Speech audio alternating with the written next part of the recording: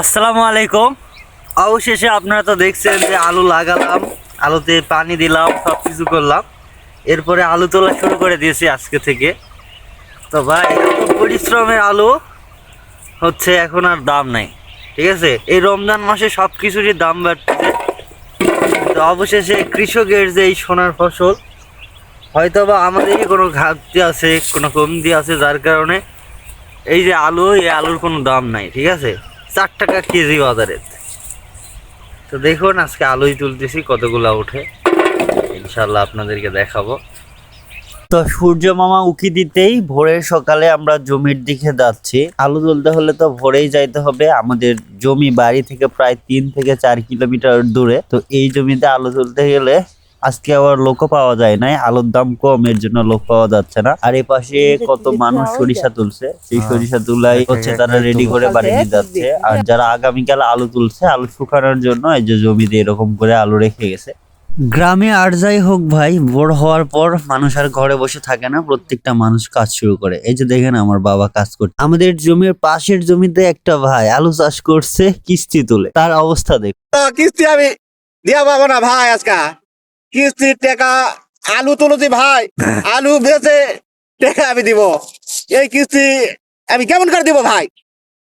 আবার দেখা করবো, দেখা করে আমি তো আলুর ভিউ, আলু এমনি নেছে না, জীবন শেষ ভাই। শেষ। আমি কি করবো ভাই? আমি অসহায় হয়ে গেছি, কিস্তির টাকা আমার তো চান না ভাই। না না, আমি আলু না বেচে টাকা দেওয়া পাবো না ভাই। যত বড় অফিসার আসুক, মেহনতার আসুক, যাই আসুক, আমি দিতে পারবো না। আব্বা এই যে আলু তুলতেছেন, আলুর ফলন কেমন হয়েছে? এটা 60 মন বা নিম্ন বা 60 মন দামে তোমার? দাম এখন কি করবো বা, হয়ে গেছে বাজারে তাও 200 টাকা মন বা।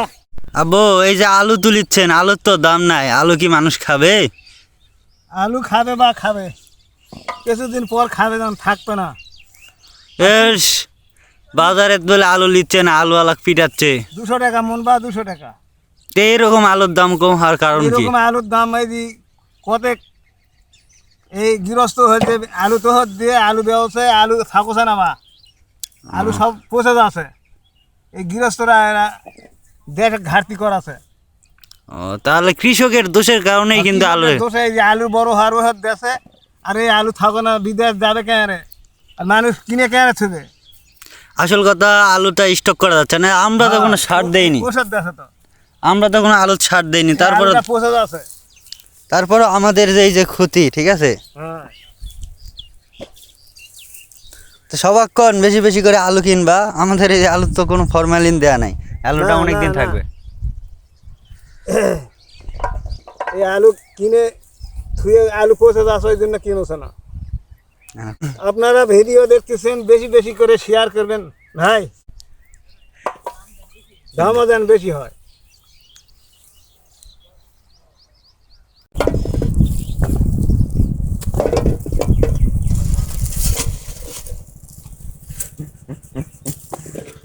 দাও ঢালে দাও। আমার আমরা ভাই কৃষক মানুষ, আমাদের আলুর দাম না থাকলেও আলু তুলতে হবে। এই যে আমার ছোট বোন আর আমি চলে আসছি সকালবেলা আলু তোলার জন্য। তো জয়প্রাটের কৃষকের এরকম অবস্থা ভাই, আলু তোলার জন্য লোক খুঁজে পাওয়া যাচ্ছে না। তার বাড়িতে যাচ্ছে, উল্টা দিকে আরো ধাবার দিচ্ছে যে আপনার আলু আপনি দেয় খান, আমাদের আলুর দরকার নাই। এই যদি হয় কৃষকের অবস্থা, তাহলে বাংলাদেশের কৃষি অবস্থা তো একদম বেকাল হয়ে যাবে। দেখো আমার ছোট বোনটা আলু তুলেছে। না না না, তাও